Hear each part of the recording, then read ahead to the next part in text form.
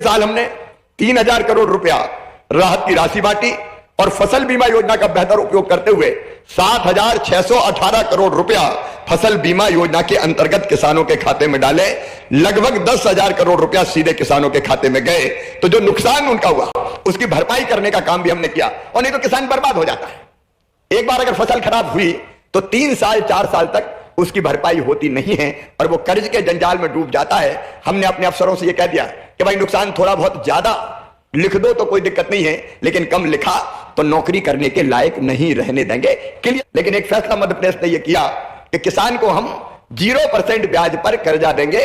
वो जितना लेंगे साल भर बाद उतने ही वापस कर जाए खाद और बीज के लिए। मध्य प्रदेश किसान को 0% ब्याज पे कर्ज देने वाला राज्य बना, तो कम से कम ब्याज का बोझ उनका कम हुआ और किसान और प्रेरित हुए। तो हमने उत्पादन की लागत घटाने का काम भी किया और तीसरे उत्पादन का ठीक दाम मिले, इसके लिए मध्य प्रदेश ने एक मिशन मोड में काम किया।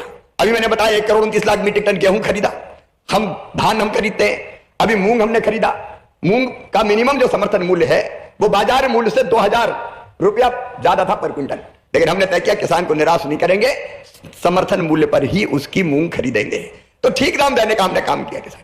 और तीसरी चीज, प्राकृतिक आपदा में अगर नुकसान हो जाए, कई बार सरकारें भी, विशेषकर जब दूसरी सरकारें होती थी तो थोड़ी चालाकी कर जाती है, नुकसान कितना भी हो जाए इतना लिखो कि किसान को कुछ देना ना पड़े।